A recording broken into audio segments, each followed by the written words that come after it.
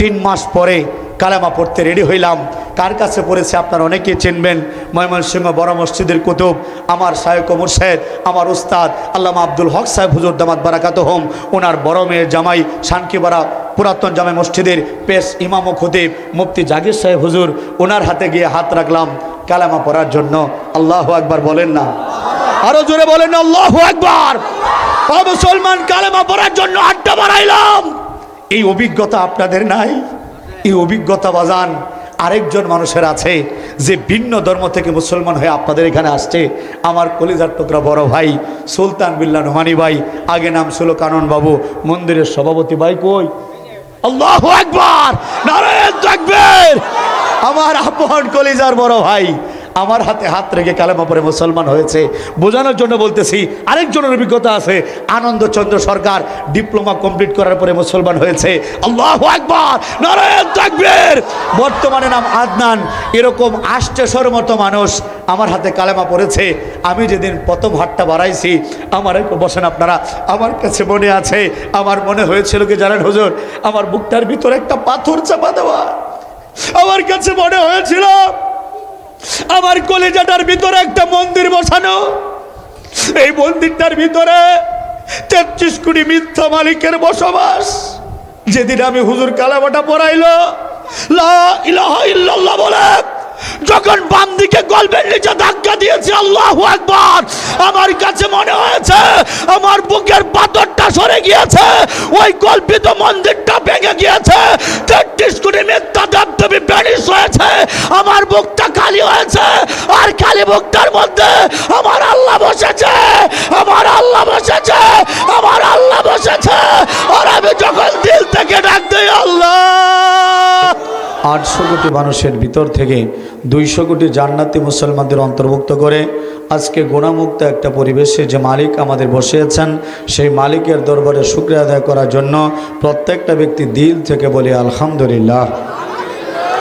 এরই সাথে 100 কোটি দরুদ ও সালাম পেশ করছি আপনার আমার প্রত্যেকটা মুসলমানের কলিজার টুকরা, হৃদয়ের স্পন্দন, আখির জমানার পয়গম্বর হজরত মুহাম্মদ সাল্লাল্লাহু আলাইহি ওয়াসাল্লামের উপর।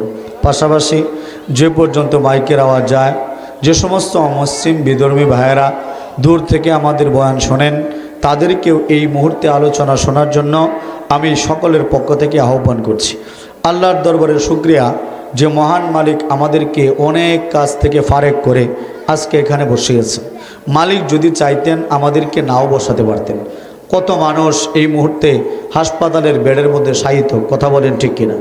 কত মানুষ আত্মীয় স্বজন নিয়ে হাসপাতালে আছে, কত মানুষ জেলখানার মধ্যে মিথ্যা মামলা নিয়ে ঘুরতেছে, কত মানুষ কত বিপদে আপদের মধ্যে আছে, কত মানুষ একসময় মাহফিলে ছিল আজকে পাশের গুরুস্থানের মধ্যে ঘুমাচ্ছে।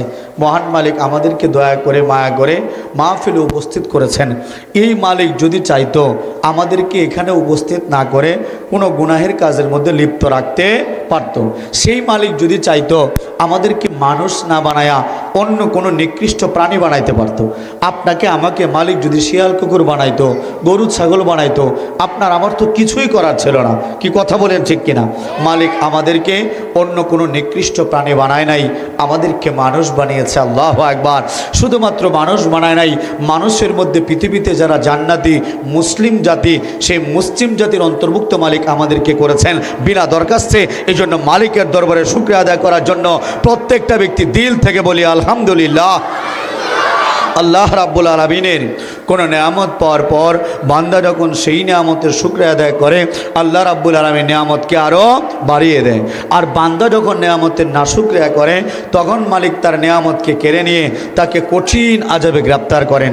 এটা আমার কথা নয়, স্বয়ং আল্লাহ রাব্বুল আলামিন সূরা ইব্রাহিমে নিজেই ডাক দিয়ে বলেছেন, লাইন শাকারতুম লাযীদান্নাকুম ওয়ালা ইন কাফারতুম ইন্না আযাবি লাশাদীদ।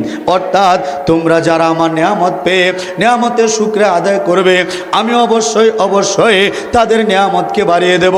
আর যারা নিয়ামত পাওয়ার পরে নিয়ামতের না শুকরিয়া করবে গো, আমি তাদের নিয়ামতকে ছিনিয়ে নেব। শুধু ছিনিয়েই নেব তাই নয়, জেনে রেখো আমার শাস্তি অত্যন্ত কঠিন। ও মুসলমান ভাইরা আমার, মহান আল্লাহ রাব্বুল আলামিন এই দুনিয়ার মধ্যে আমাদের অসংখ্য অগণিত নিয়ামতের সাগরের মধ্যে ডুবিয়ে রেখেছেন। এর মধ্যে বাবাজি সবচেয়ে দামি নিয়ামত, সবচেয়ে মূল্যবান নিয়ামত, এটা হলো কালেমার নিয়ামত, ইমানের দৌলত। আমরা মুরব্বীদের বয়ানেও শুনি, মুরব্বীদের জবানেও শুনি, এই কালেমার নিয়ামতকে যদি এক পাল্লায় রাখা হয় আর 7 আসমান 7 জমিনকে যদি আরেক পাল্লায় রাখা হয়, আমার আল্লাহ রাব্বুল আলামিনের প্রদত্ত এই কালেমার পাল্লাটাই ভারী হয়ে যাবে। বলেন সুবহানাল্লাহ। ও মুসলমান, এই যে ঈমান নামক নিয়ামতটা, এই যে কালেমা নামক দৌলতটা, এই দুনিয়ার মানুষ দুইটা ভাবে পায়, একটা আপনাদের মতো আর একটা আমার মতো। প্রশ্ন করতে পারেন, হুজুর আপনিও মুসলমান আমরাও মুসলমান, ঈমানটা দুইভাবে কেমনে পাইলাম? একটু লক্ষ্য করেন ও জ্ঞানী মানুষ, ও জ্ঞানী মুসলমান, একটু ভালো করে লক্ষ্য করে দেখেন। আপনার দাদা ছিল মুসলমান, এই জন্য আপনার আব্বা মুসলমান, আপনার আব্বা মুসলমান, এই জন্য আপনিও মুসলমান, আপনি মুসলমান, এই জন্য আপনার সন্তান মুসলমান, আপনার সন্তান মুসলমান, এই জন্য আপনার নাতি মুসলমান। এইভাবে বাপদাদার উত্তরাধিকার সূত্রে আপনারা ইসলাম পাইছেন। কথা বলেন ঠিক কিনা? ও মুসলমান, এই ইসলাম পাওয়ার জন্য আপনাদের কাউকে বাবা ছাড়তে হয় নাই, এই ইসলাম পাওয়ার জন্য আপনাদের কাউকে মা ছাড়তে হয় নাই, এই ইসলাম পাওয়ার জন্য আপনাদের কাউকে ভাই বোন ছাড়তে হয় নাই, এই ইসলাম পাওয়ার জন্য আপনাদের কাউকে বাড়িঘর ছাড়তে হয় নাই। কিন্তু মুসলমান, একটু আমার দিকে তাকায় দেখেন, আমার দাদার নাম ছিল রামচন্দ্র দাস, আমার বাবার নাম ছিল মনোরঞ্জন গোসাই, আমার নাম ছিল চয়ন কুমার দাস। জীবনের 22টা বছর গো মুসলমান, এই হাতগুলা দিয়া আমি মিথ্যা মালিকের সামনে ফুল ঢেলেছি। জীবনের 22টা বছর এই কপালটুকু দিয়া আমি মন্দিরে মন্দিরে ঘুরে ঘুরে মিথ্যা মালিকের সামনে প্রণাম করেছি।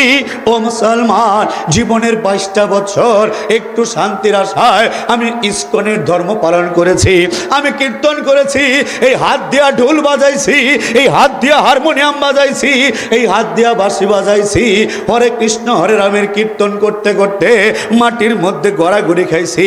এই দিলটার ভিতরে শান্তি ছিল না, একটু শান্তির আশায় আমি বৈষ্ণবদের পা ধুয়ে এদের পা ধোয়া পানিটা আমি আমার গায়ে মাখাইছি। একটু শান্তির আশায় বাজান আমি কালী পূজা করেছি, দুর্গা পূজা করেছি, লক্ষ্মী সরস্বতীর পূজা করেছি। একটু শান্তির আশায় আমি মিথ্যা 33 কোটি দেবদেবীর সামনে মাথা নত করেছি। বিশ্বাস করেন মুসলমান, জীবনের 22টা বছর হিন্দু ধর্ম পালন করেছি, এক ফোঁটা শান্তি আমি হিন্দু ধর্মের ভিতরে পাই নাই। ও মুসলমান, শুধু তাই না, শুধুমাত্র হিন্দু ধর্ম না, আমি রাজপুত্র সিদ্ধার্থকে গৌতম বুদ্ধ নাম দিয়া আমি দিনের পর দিন বৌদ্ধ ভগবানের পূজা করেছি, আমি বৌদ্ধ ভগবানের নামে গান গাইছি। একটু শান্তির আশায় বাজান বিশ্বাস করেন আমি বৌদ্ধ ধর্মের ভিতরে এক ফোঁটা শান্তি খুঁজে পাই নাই। শুধু তাই নয়, আজকে দেখতেছেন আমাকে এমন, আমি ইসলাম গ্রহণ করার আগে আমি গিয়েছিলাম খ্রিস্টান ধর্মে, আমি পড়েছি বাইবেল, আমি সরাসরি গির্জার ভিতরে গিয়া দিনের পর দিন কাটাইছি, আমি যীশু খ্রিস্টের নামে গান গাইছি। ও মুসলমান, আমি যীশু খ্রিস্টকে প্রণাম করেছি, সেজদা দিয়েছি, নাউজুবিল্লাহ। ও মুসলমান, আমি খ্রিস্টান ধর্ম ঘেটেছি, বোতলের বোতল মদ খায়া এই খ্রিস্টানদের সাথে নাচানাচি করেছি। বিশ্বাস করেন মুসলমান, এই খ্রিস্টান ধর্মের ভিতরে আমি কোথাও শান্তি খুঁজে পাই নাই। জীবনের 22টা বছর যখন আমি ঘুরেছি, গবেষণা করেছি, পৃথিবীর ধর্মগুলা দেখেছি, এই পৃথিবীর কোনো ধর্মের ভিতরে আমি যখন শান্তি খুঁজে পাইলাম না, আমি চিন্তা করলাম হয় সব ধর্মই তো দেখলাম, ইসলামও তো একটা ধর্ম, মুসলমানদের ইসলাম ধর্মটাও তো একটু গবেষণা করা দরকার।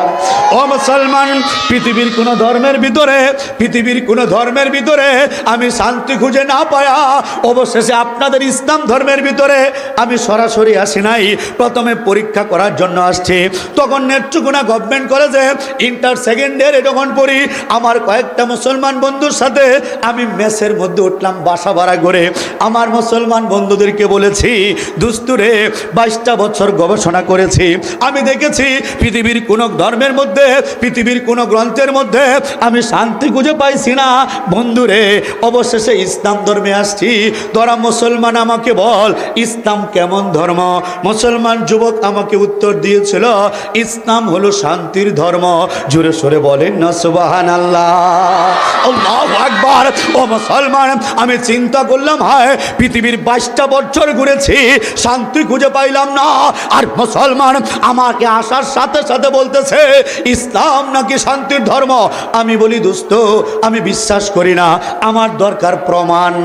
আমার কি দরকার? 22 বছর গবেষণা করেছি, সব ধর্ম দেখেছি, কোনো ধর্মের ভিতরে যখন শান্তি পাইলাম না, মুসলমানদের ইসলামটাকে পরীক্ষা করতে আসছি। আমি কিন্তু ইসলামকে প্রথম জীবনে পরীক্ষা করতে আসছিলাম। জিজ্ঞেস করেছি, দোস্তরে ইসলাম কেমন ধর্ম? মুসলমান আমাকে উত্তর দিয়েছে, ইসলাম হলো শান্তির ধর্ম। জোরে সোরে বলেন না সুবহানাল্লাহ। আমি বলেছি, বন্ধু ইসলাম শান্তির ধর্ম এটা তোমাদের মুখের কথা, কিন্তু আমরা বাস্তবে কি দেখি? গোটা পৃথিবীর দিকে তাকায় দেখি সবাই শুধু মুসলমানদের জঙ্গি বলে, সন্ত্রাসী বলে। গোটা পৃথিবীর মধ্যে যুদ্ধ বিগ্রহ যেখানেই লাগে সেখানে মুসলমানদেরকে দোষ দেওয়া হয়। আর তোমরা বলতেছো ইসলাম শান্তির ধর্ম। আসলে কি ইসলামে শান্তি আছে? বলে হ্যাঁ ইসলামে শান্তি আছে। বলে আমার প্রমাণ দরকার, প্রমাণ। ইসলাম যে শান্তির ধর্ম, ইসলামের ভিতর ঢুকলে যে শান্তি লাগে এটা আমার কলিজার মধ্যে লাগায়া দেখাইতে হবে। কি করতে হবে? আমার কলিজা লাগায়া দেখাইতে হবে। মুসলমান বন্ধুরা তো অবাক হয়ে যায়, বলে বন্ধু এটা কেমন করে সম্ভব? ইসলাম শান্তির ধর্ম এটা আমরা জানি, আপনারা যারা মুসলমান আপনারাও তো জানেন ইসলাম শান্তির ধর্ম। কখনো কি গবেষণা করেছেন যে আসলে কি ইসলাম শান্তির ধর্ম? কখনো কি গবেষণা করেছেন মুসলমান? যদি গবেষণা করতেন মুসলমান কখনো নামাজ ছাড়তে পারতো না। মুসলমান যদি গবেষণা করতো মুসলমান কখনো রোজা ছাড়তে পারতো না। মুসলমান যদি গবেষণা করতো মুসলমান কখনো জিহাদের বিরুদ্ধে কথা বলতো না। চিৎকার করে বলেন কথা ঠিক কিনা? আল্লাহু আকবার।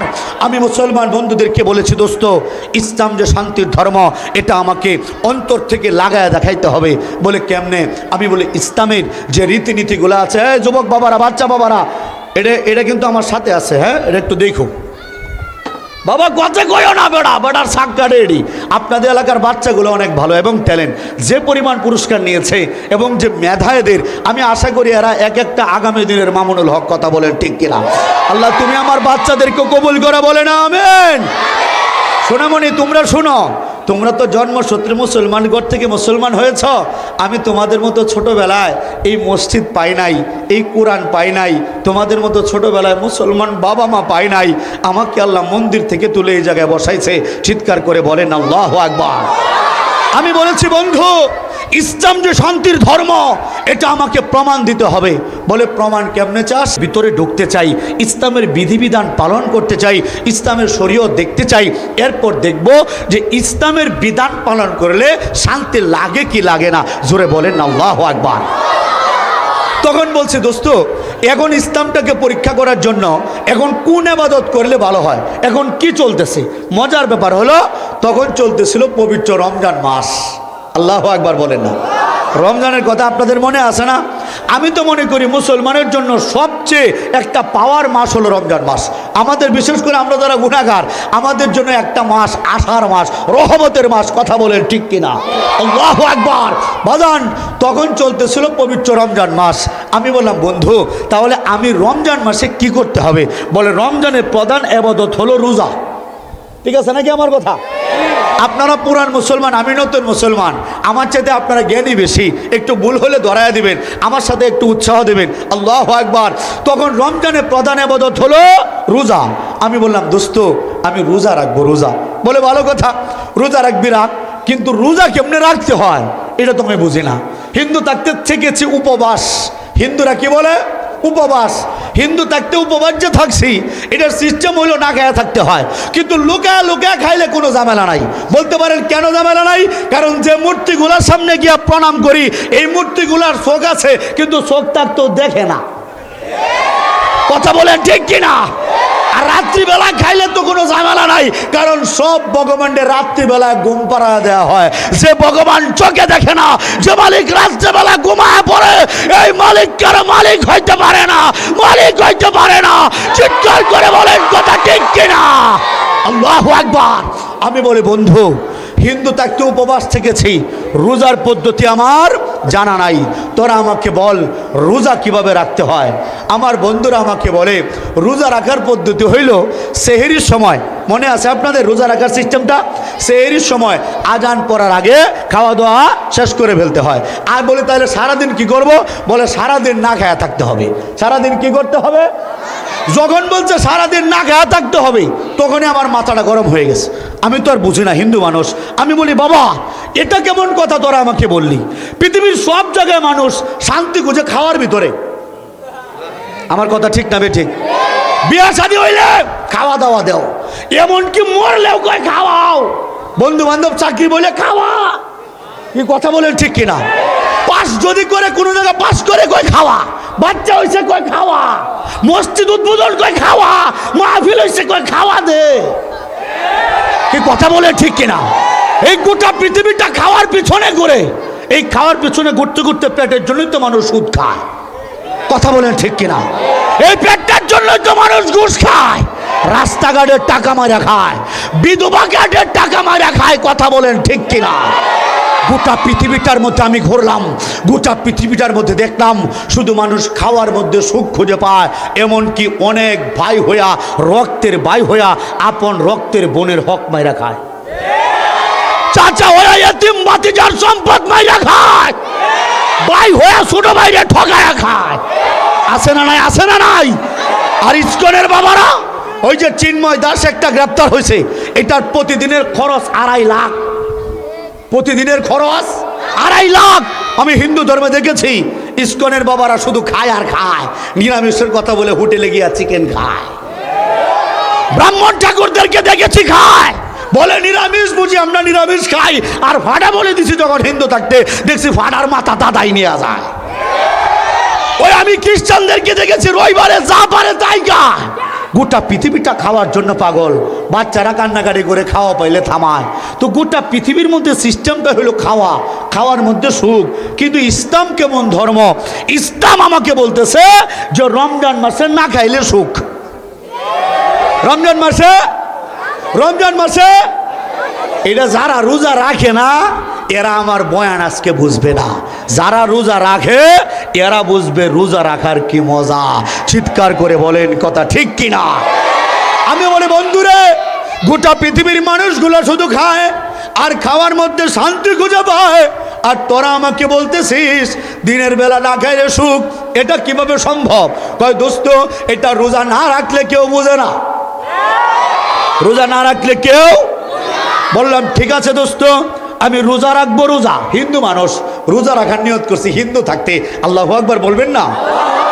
হিন্দু থাকা অবস্থায় বাবাজি আমি রোজা রাখার জন্য সেহরি খাইলাম। সেহরি ভালো করে খেয়াল করেন, ইসলাম যে কেমন শান্তির ধর্ম বাজান। আমি এমনি এমনি বাপদাদার ধর্ম ছেড়ে মুসলমান হই নাই, ইসলামের ভিতরে সব পাইছি সব।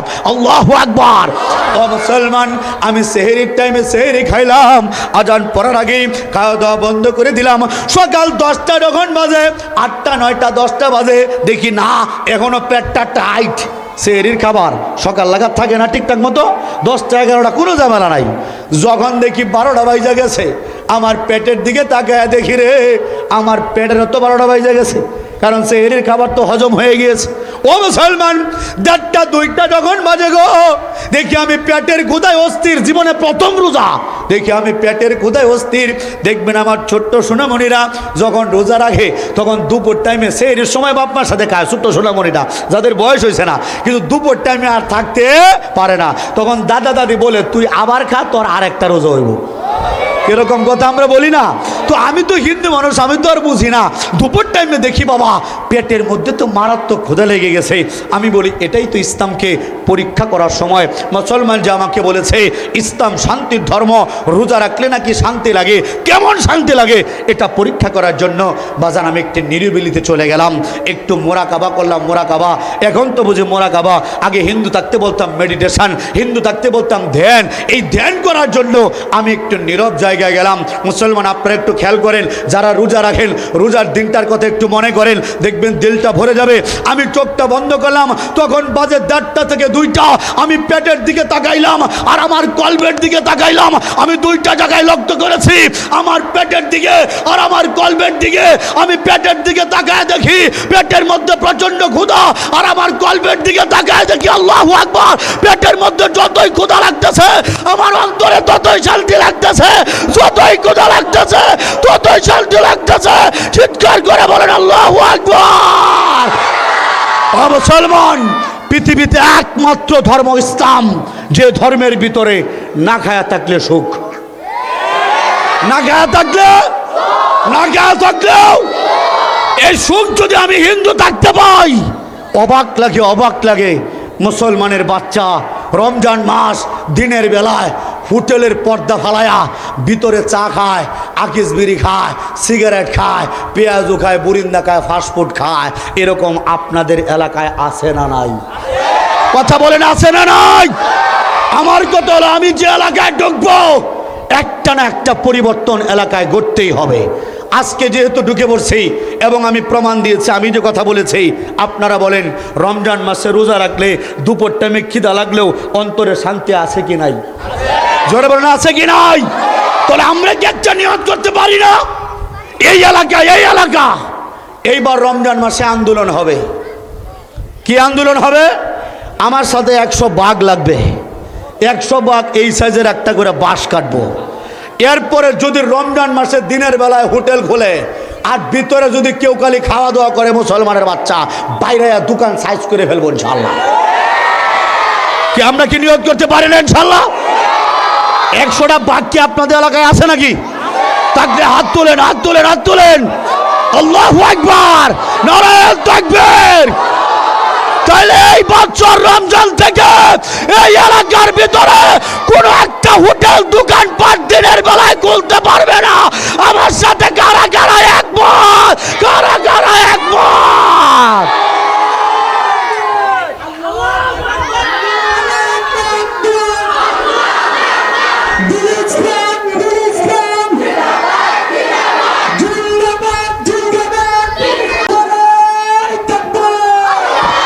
আল্লাহু আকবার, জোরে আল্লাহু আকবার।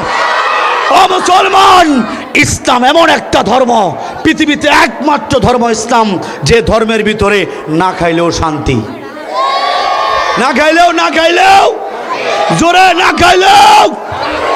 মুসলমান গভীর মনোযোগ। বিকাল হয়ে গেছে, বিকাল, পেটের মধ্যে ক্ষুধা শুধু বাড়তেছে। ইফতারির টাইম যখন হইল গো, ইফতারির কথা মনে আছে নাকি আপনাদের? মুরব্বীরা, ইফতারের কথা মনে আছে না যুবক ভাই? ইফতারির টাইম যখন হইল, আমি 4-5 জন মুসলমানের সাথে ইফতার করতে বসছি। ইফতার আমাদের বিশেষ করে নেত্রকোনা ময়মনসিংহে ইফতারিতে সবচেয়ে যে জিনিসটা বেশি চলে এটা হলো জালমুড়ি। কি আমার কথা ঠিক আছে নাকি ভাই?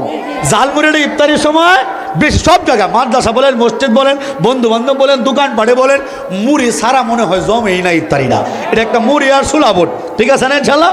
তো আমরা সুন্দর করে মুড়ি, ছোলা বোট, পেঁয়াজু, বেগুনি, বুরিন্দা, চপ ইত্যাদি দিয়া, ধনে পাতা কুচি করে কেটে, আদা, কাঁচামরিচ, পেঁয়াজ, সরিষার তেল দিয়া এমন সুন্দর একটা সেন্ট আসতেছে, আল্লাহু আকবার। বাবাজির মনে হয় খিদা লাগে পড়ছে, এই ইফতারির টাইমে খাবেন ইনশাল্লাহ।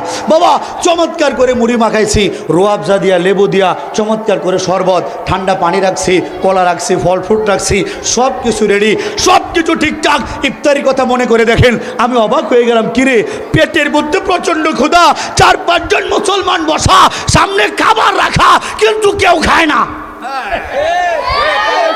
কেউ কি করে না? আমি তো অবাক, কিরে হিন্দু থাকতে দেখছি একটা খাবার পাইলে হুড়ি করে খায়। 4-5টা বন্ধু যদি মুসলমান একসাথে হয়, একজন যদি একটা 10 টাকার ঝালমুড়ি কিনে, কে কিনছে লাস্টে সে পায় না। কি বন্ধু বান্ধব আপনাদের নাই? বন্ধু বান্ধব তো এরকমই, বন্ধু বান্ধব এরকম মজা করে খায়। আমি অবাক হয়ে গেলাম, কিরে সেই দুষ্টু বন্ধু বান্ধব একটা খাবার কারাকারি করে যারা খায়, রান্না ঠিক মতো খাইতে পারে না, বন্ধু টান মারা মুখ থেকে নিয়ে যায়, সেই বন্ধুগুলা, সেই মুসলমান পেটের মধ্যে প্রচন্ড ক্ষুধা, সামনে খাবার রাখা, অথচ কেউ। আমি বলি, বন্ধুরে কাজটা কারণটা কি? বলে মালিকের হুকুম নাই। কি নাই কি নাই কি নাই? বলে মালিকের হুকুম নাই। আমি জিজ্ঞেস করি দোস্ত হুকুম কখন হবে? বলে আজান যখন পড়বে। আবার মাথা ডাউলায় গেল। বলে এই তাহলে সেই সামনে আমারে ভুল শিখাইছিলি কেন? বলে ভুল কোথায় শিখাইলাম? বলে তোরা না বললি আজান পড়লে খাওয়া বন্ধ করতে হয়, তো এখন যে আবার বলতেছিস আজান পড়লে খাওয়া শুরু করতে হয়। কয় পাগলা রে, এটার দ্বারা আমরা বুঝাই যে আমরা মালিকের হুকুমে চলি। মালিক হুকুম করলে খাই, মালিক হুকুম না করলে খাওয়া খাই না। আল্লাহু আকবার।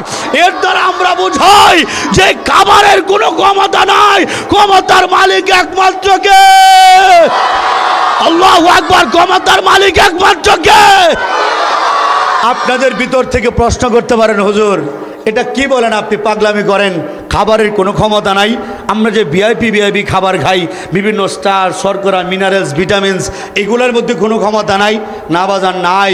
আমি চ্যালেঞ্জ করতে বলতে পারি আপনি যা কিছু খান এই কোনো খাবারের ভিতরে কোনো প্রকার ক্ষমতা নাই। এগুলো সব উছিলা মাত্র। ক্ষমতার মালিক একমাত্র কে? জোরে বলেন না, ক্ষমতার মালিক একমাত্র কে? দেখেন একটা বিষয় দেখেন। আচ্ছা আমাদের আল্লামা দেলোয়ার সাহেব হুজুরকে আপনারা সবাই চিনেন কি চিনেন না? আচ্ছা এখানে কি এমন কোন মুরব্বী আছেন যে হুজুরের কালো দাড়ি দেখছেন? কালো দাড়ি, হুজুর যখন যুবক ছিল কালো ছিল, কালো দাড়ি দেখছেন আপনি? এই যে দেখেন, দেখছেন দেখছেন। আচ্ছা এই মুরব্বী আমাদের দেলোয়ার সাহেব হুজুরকে দেখছে কালো দাড়ি। এখন হুজুরের দাড়িগুলা কি হয়েছে? দিন দিন সাদা হয়েছে। কালো থেকে সাদা হওয়ার মানে হলো আপনার একটা অঙ্গ নষ্ট হওয়ার মানে হলো আপনার এই অঙ্গটা মারা গিয়েছে। সাদা দাড়িওয়ালা যারা আছেন কথা সত্য মানতে হবে, আমাদের যে একটু একটু দাড়ি সাদা হয় এটা হলো আমাদের দাড়িগুলার মরার আলামত, আমাদের মৃত্যুর দিকে যাওয়ার আলামত। যাদের দাড়ি সাদা হয়েছে এর মানে হলো আপনার দাড়িটা মারা গিয়েছে, সাদা হয়ে গিয়েছে। আচ্ছা দেলোয়ার সাহেব হুজুর কি কালো দাড়ি থাকতে খাবার খাইছেন না? মাছ গুস্ত মুরগি আল্লাহ রহমতে তো আল্লাহ কম খাওয়ায় না। আচ্ছা উনার যদি ছোট্ট নাতি থাকে, মুরব্বী আপনার ছোট নাতি আছে? আচ্ছা এই মুরব্বীর ছোট্ট নাতি, আবার মুরব্বীরও তার দাদা এক সময় দাড়িটা কি ছিল? কালো ছিল। আচ্ছা মুরব্বী আর নাতি, দাদা আর নাতি একসাথে খাইতে বসছে। কি দিয়া খাইতেছে? সবজি দিয়া, মাছ দিয়া, মুরগি দিয়া, গরু দিয়া, ডাল দিয়া, এভাবে দাদা আর নাতি একসাথে খায়। সায়েন্সের ভাইরা ভালো করে খেয়াল করেন, ডাক্তার সাহেবরা ভালো করে খেয়াল করেন। যদি খাবারের পাওয়ার থাকতো আপনাদের সায়েন্স তো এই জায়গায় ফেল হইতো না। যদি খাবারের পাওয়ার থাকতো একই খাবার খাইলো দাদা, একই খাবার খাইলো নাতি, একই খাবার খায়া প্রতিক্রিয়া ফলাফল একই হওয়ার কথা ছিল। কিন্তু আমরা কি দেখলাম? একই খাবার খায়া হুজুরের কালো দাড়িটা সাদা হইল আর ছোট্ট নাতিটা তাজা হইল। কথা বলেন ঠিক কিনা? একই খাবার একই প্লেটের খাবার খায়া দিন দিন সন্তান বড় হয়, বাবা বুড়া হয়। তার মানে বোঝা যায় খাবারের কোনো ক্ষমতা নাই, ক্ষমতার মালিক একমাত্র কে? যেই খাবারে বাঁচাও তুমি মারতে পারো তাতে নেই ক্ষমতা কোনো কিছুর, সবই তোমার হাতে। যেই খাবারে বাঁচাও তুমি মারতে পারো তাতে নেই ক্ষমতা কোনো কিছুর, সবই তোমার হাতে। মালিক তুমি গোলাম আমি, মালিক তুমি গোলাম আমি, এই তো পরিচয়। আল্লাহ তোমার সৃষ্টি জুড়ে মিষ্টি বাতাস বয়, আল্লাহ তোমার সৃষ্টি জুড়ে মিষ্টি বাতাস বয়।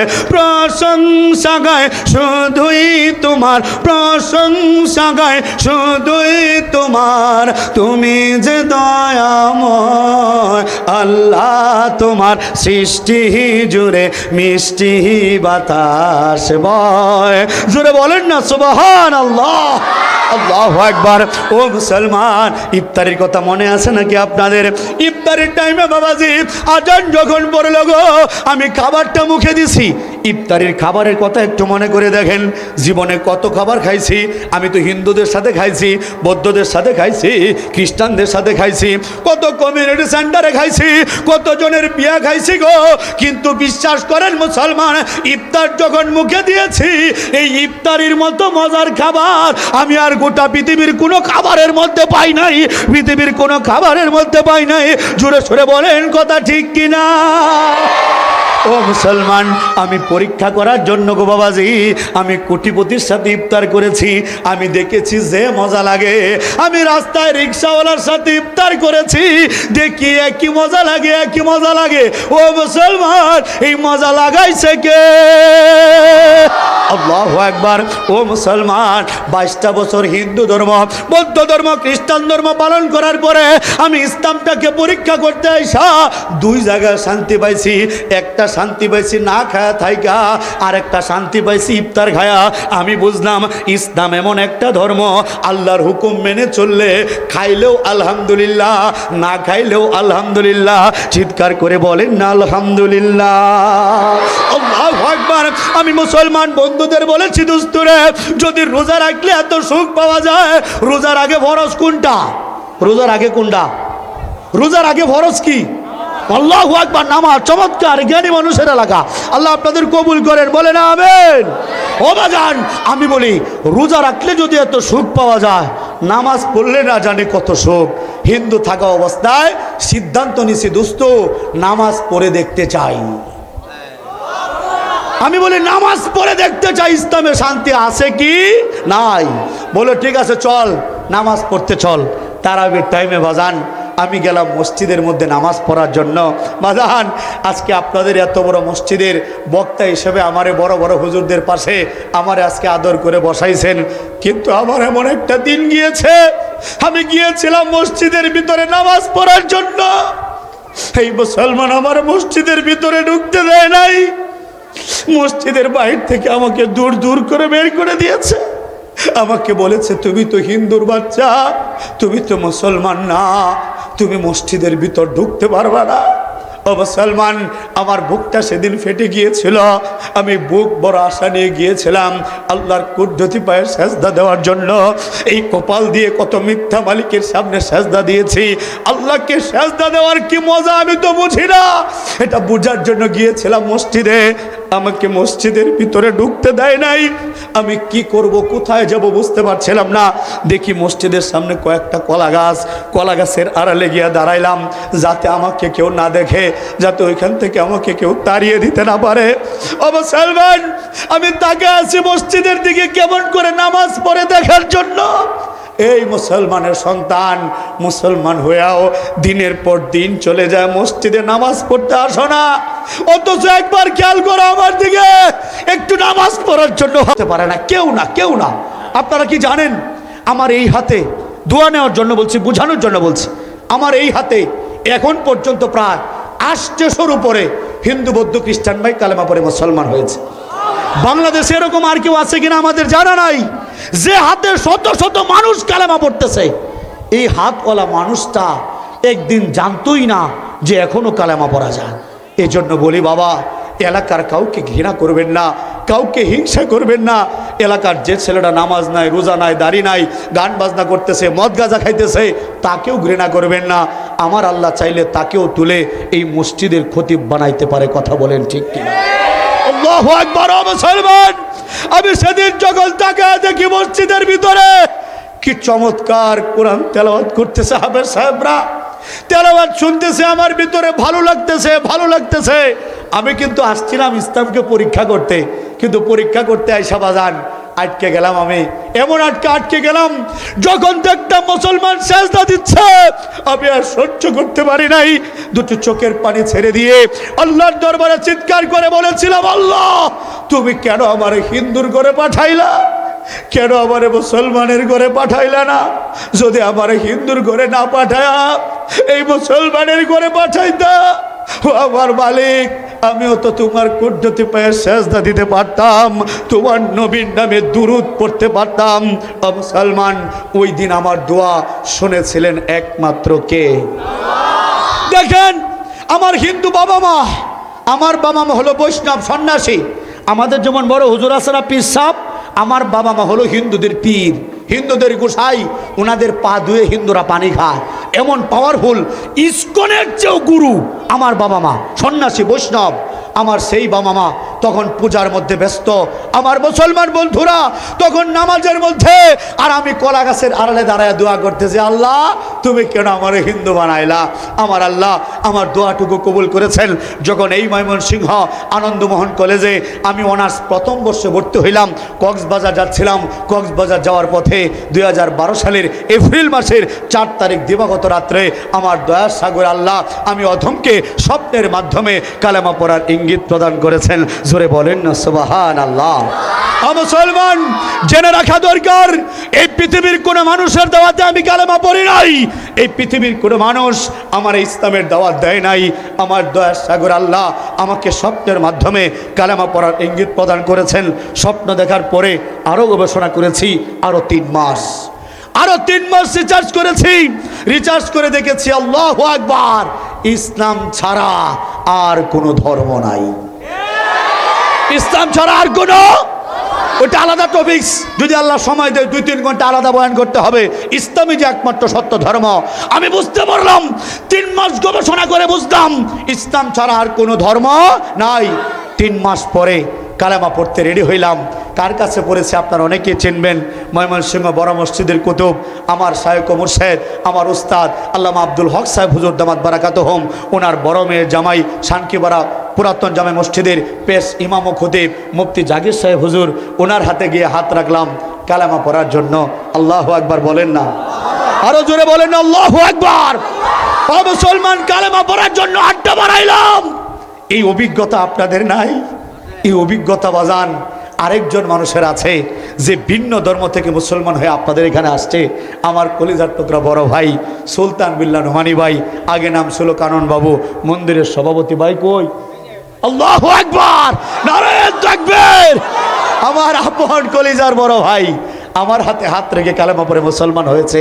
বোঝানোর জন্য বলতেছি, আরেকজনের অভিজ্ঞতা আছে, আনন্দচন্দ্র সরকার ডিপ্লোমা কমপ্লিট করার পরে মুসলমান হয়েছে।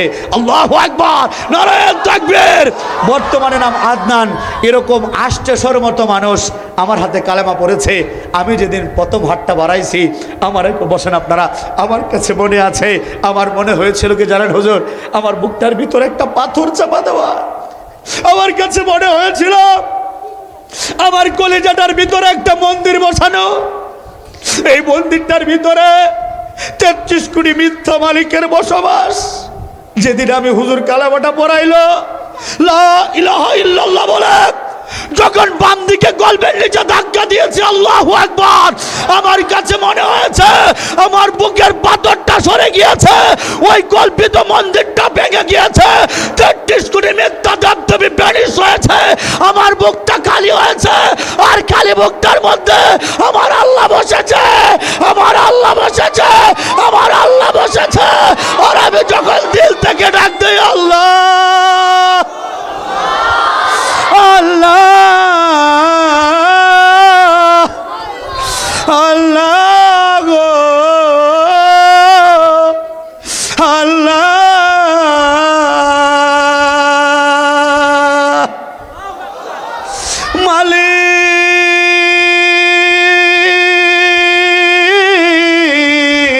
মালিক আল্লাহ গো আল্লাহ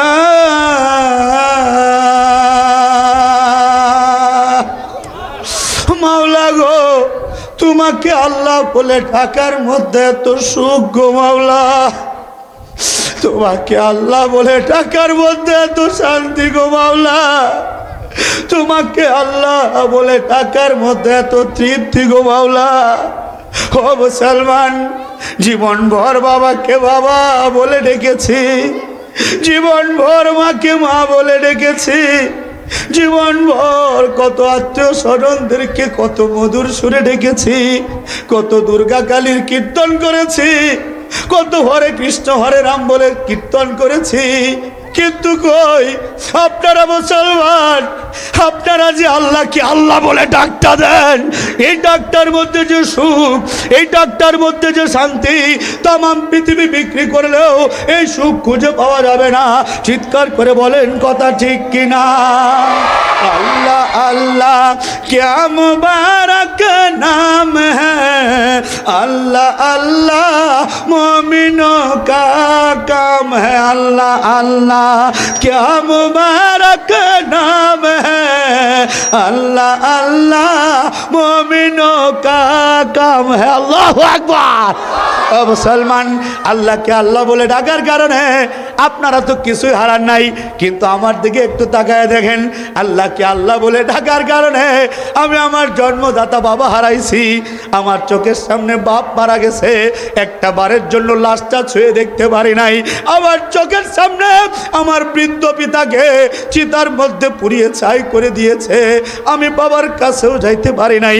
আল্লাহকে আল্লাহ বলে ডাকার কারণে জন্মদাত্রী মা আমাকে বাড়ি থেকে বের করে দিয়েছে, ভাই হারাইছি, বোন হারাইছি, বাজান জীবনে অনেক দিন না খেয়ে থাকছি, কিন্তু কারো কাছে ছোট হই নাই, হাত বাঁধি নাই, কারণ আমি মুসলমান, আমি বিশ্বাস করি আমি ইসলাম পাইছি, আমি কোরআন পেয়েছি, আমি নবী পেয়েছি, আমি আল্লাহ পেয়েছি।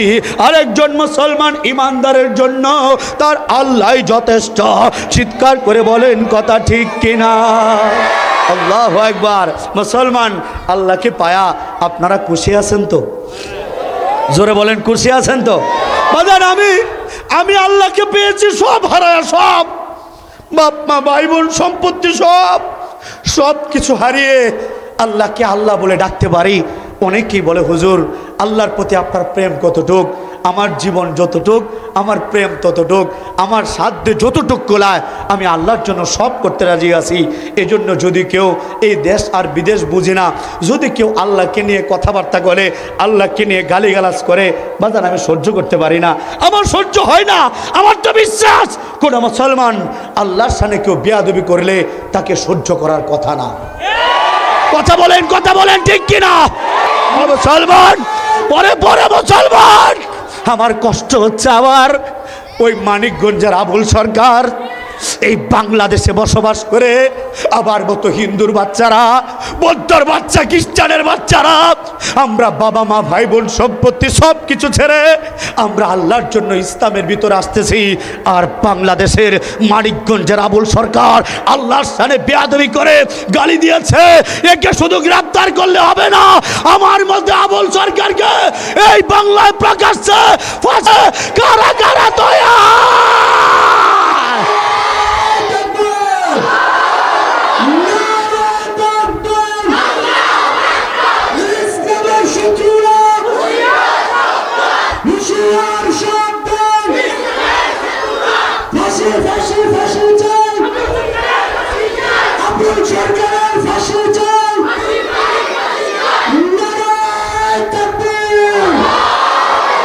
সর্বশেষ কথা, আল্লাহকে গালি দিলে, নবীকে গালি দিলে তাদের ব্যাপারে আমাদের কোনো আপোষ চলতে পারে না। চিৎকার করে বলেন কথা ঠিক কিনা? আমি আজকের মতো বিদায় নিচ্ছি, আপনাদেরকে একটা দাওয়াত দিয়ে যাই যে